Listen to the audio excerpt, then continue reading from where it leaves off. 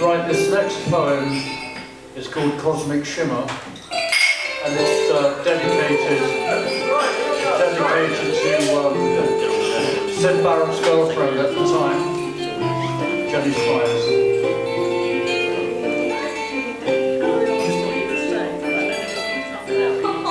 Cosmic Shimmer.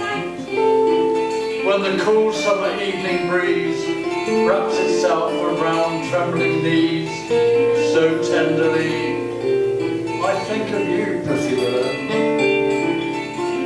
Where are you now, tender lady of the night, travelling the stars and light in your cosmic shimmer clothes? I sit here, alone, thinking of you. My brain a dazzling light. Will you ever come back this way again? Looking at the starry sky, I listen to the song of mystery.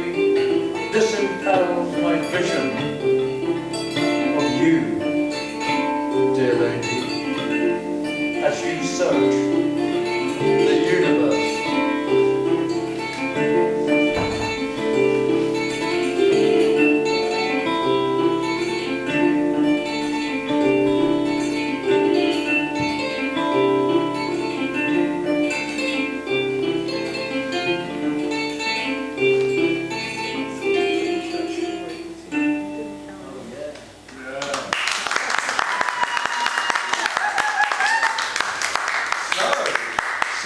Dominoes. Yeah, go on, Pete. Tell us what happened in Abbey Road when you were there watching. Well, after I met David Gilmour driving down the road and picked me up and said we're going to Abbey Road. As we were entering Abbey Road studio, who should be coming? But so Dominoes. There you were in the studio, and Sid was recording. Tell us. Right, so in the studio, David turned around to me and said, he said, I've got my friend recording in the next booth. Just go and see him. So we went through, and there was this maniacal laughter, insane laughter. And there were all these people, this guy's wife, or girlfriend, two Irish huge hounds, and then there was this guy playing guitar and making all his mad sound. And it was Roy Harper. How you doing? Sorry. So he introduced me to it. But Roy Harper he was a lovely guy, he was very friendly towards me. Yeah, wasn't really. And he actually was in a mental hospital in Lancaster, where I lived, Did you done for it? long before me, and he had ECT, electrical convulsion treatment. He was the first person in England to have it, and what happened, he climbed out of his window in his dressing gown and pyjamas and walked the whole railway track back to Manchester, where he came from, and that was it. He said, well, stop this, I'm not having all this treatment. And as we know, Roy Harper has done some incredible, genius stuff. Strange true, whatever he did. Oh no, he's a wonderful. Well, he was on the folk scene for a long time. He was a folkie, then he went electric, and then psychedelic. Because he sang with Pink Floyd, didn't he, on one track? He sang, that was... Have a cigar. Sorry? Have a cigar. Gilmour's played that for also it. Dave Gilmour played on his album HQ. Oh yeah. Also from Glastonbury. Anyway, so Dominoes, come on. So forget Roy. Okay, right. You're there in Abbey Road. The engineer producer said to Sid. Sid was on this upper level with a big glass panel, so we could see him clearly. And he looked a bit spaced, and the producer engineer said, okay Sid, are you ready? Yeah. How many songs have you got? 13. Well, how many do you want to do? All of them. So he said, well, what do you want to start with? And it was Dominoes from his second album. Yeah. And Barrett, wasn't it called? sorry? Oh, Barrett. Barrett. Yeah, Barrett. Yeah. Barrett, yeah. Not the Mad Cow. And that was Sid No. Mad Cow laughs there. running his fingers up and down the fret that seemed at random. There was no melody, no tune, no structure whatsoever. And I looked in amazement. This guy is not quite with it, you know. Yeah, of course. And the recording came to an end, and Dave and I left the studio. I was speechless. I thought that was quite a sad experience for me to see and know such a wonderful man and friend to end up like that. And then I knew. But, Pete, you're going to say what? Yeah, but didn't you say that in reversed something happened? Yeah, coming to that. Yeah. Did he set fire to his girlfriend? So okay, so after that recording, I bought the album and played it, and it sounded fantastic. Set fire to you later. And I just couldn't fathom how it sounded so good. Then I read in one of the music magazines, he said to the engineer, what I was playing, at random, whatever it was, turn the tape upside down, and it came out backwards, and it fitted. That's what you used, wasn't it? You used copycat. Well, the Beatles used to do it in the early... No, what Barrett used. What Barrett used was an old... He got it out of a copycat. A copycat, yeah. It was out of a... What do you call it?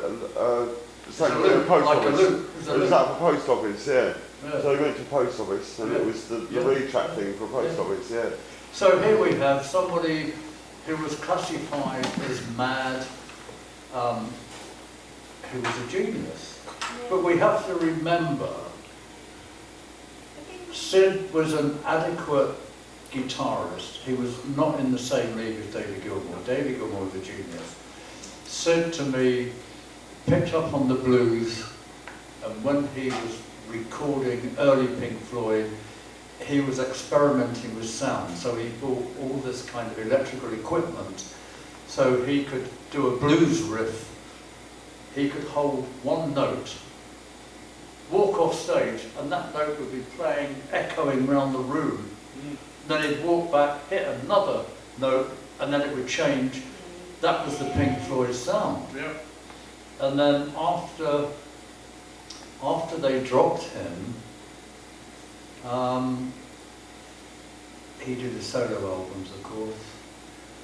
Well, Sid went into a decline. The only reason he became a recluse is because years later in Cambridge, when he played with the Stars, the live album, with Twink, Jack Monk, who was another friend of mine, on bass, and I've forgotten who else was playing on that. Well, it's only those three. Yeah, and the write-up was so bad, they're saying that Sid had lost it. His fingers were bleeding because he was thrashing his guitar, and it was an awful gig. When Sid read it, he just broke down and said, how dare they put me down? And that's when he gave up music and became a recluse. He just had enough. He'd had enough of the music industry anyway. He hated all that glamour. Sid was, I can resonate with Sid. He didn't like the fame, the clothes, the hairstyle. He didn't like the ego. And he just turned his back on the music industry. He hated it. He went back to painting. That's what he did. He started painting, yeah, when he got back to Cambridge he started painting. And the story goes that all his paintings he took at the bottom of the garden and burnt them. Well, I feel something like that with mine. I feel like doing that sort of thing. Give them to me. Give them to me. Give them to me. Don't you burn them, I'll take them. Oh, for a price. You can afford it, Brian. And if you look at the modern age of like a band scenario, like the Bees in Ventnor. Yeah, we done the Bees. The Bees, they had a very similar situation where it was just, it was a breakdown in But they're back. They're back recording again. Remotely. Yeah, one in America and one in bloody all over the world. But it's situation no, the Bees, where it's like... a lot of bands, they do so much. But don't forget, Yeah. the story behind the Pink Floyd later on. Part of their deal was cocaine. They were all high on cocaine through quite a lot of their recording stuff. Have you And tried it? there was a story when they went to America in the early days. That was with David Gilmour, without Sid. They toured America, and somebody had put all these drugs in the drum kit, and the Floyd didn't know. Somebody. But it was necessary back in the days. You So, have but to those were the days, you know, rock and roll. Ozzy Osbourne, for God's sake, Black Sabbath. Yeah, mine's yeah. bad. It's, But oh my one of my God, friends, Black Pete Terry's, Sabbath. said that cocaine Yeah, well, the Pink, Yeah. I met Twink. I knew Twink in Cambridge. Yeah. Bridget went out to Twink, didn't she? Going went out to Twink. But no, there's a very good phrase about It's cocaine, instant arsehole. Yeah, you know that. And people like Led Zeppelin and Black Sabbath, you can hear their music being distorted by Yeah. them. You know, Oh, what? but there we are. Anyway, By anyway, cocaine. So like the Yeah. roadie of Yeah. Pink Floyd, Yeah. and a road manager, a guy called Alan Stiles. Did you know? The song called Alan And Stiles. psychedelic breakfast. He was a friend also in You Cambridge. know Roy Ayres and all them lot as well. Roy Ayres and people like that. You know Roy Ayres? Yeah, but Yeah, you know him, I they're thought all, you did. they're all friends. Yeah. that's But what I anyway, Alan Stiles was their roadie and road manager. He was with a woman called Jackie and had a son, and they parted. My twin brother married Jackie and adopted Alan's son, Lawrence. And that was in the late 60s, 69, something like that. Can we have a talk But about Alan went to America. Alan went to America. He went on a tour with the Floyd and never came back. And there's a lovely interview on Alan Stiles, Psychedelic Breakfast. Google it and it will come up. We'll try, yeah. In his old age, and he had a few Stuff. heart attacks and strokes and whatever. And Lawrence, who was my step-nephew, if you like, went to meet up with his father that he'd never met. And unfortunately, Lawrence was murdered. He was thrown out of a 9-story hotel. He'd got mixed up with a prostitute and refused to pay, and the henchman chucked him out the window. My brother spent a fortune. My brother's a very rich man. He spent a fortune to get to the bottom. He paid the police and the courts a lot of money, but he thinks the police were part of it. They were frightened to arrest Whoever it was, the perpetrator, the country, is it? So, Yeah. But let's end before Yeah, on a happy note. The thing is, the one album. Narcotics are bad. Yeah, murder. And also, Prostitutes. The Prostitutes one are bad. album which Sid Barrett recorded with Floyd is still influential because he sang in What's the English. word? Just children. sorry, children. Sid Barrett sang in English, and that Britpop was hugely influenced by Sid I Barrett. think Sid Barrett was the Rich Johnson. child. His Did you know influence, Rich Johnson as well? There's just been before your Sorry, mate. home, about you go to various reunions, don't you, of people that knew Sid? Sorry, mate. Your reunions and Oh, right, Sid in Barrett. Cambridge, yes, And in Italy, you went down to Italy. Oh, right. Yes, just tell us about that. And yeah, then go every now and again we have a reunion in Cambridge.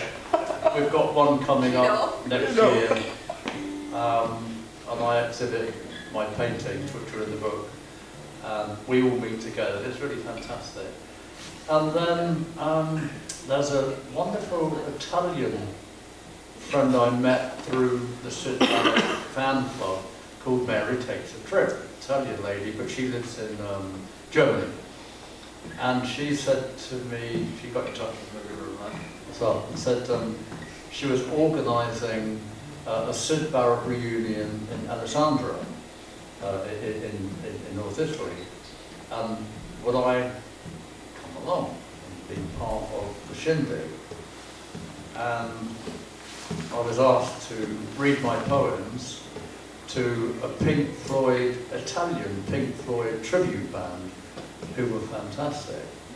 And did you have to do it in Italian? Sorry? Did you have to speak it in Italian? No, all in English. They copied the Pink Floyd all in English. That's good then. And I was invited to read my poems, and the lead guitarist of the band played psychedelic music to my poems about Sid. So it's all in the book, it's all in the back of the book.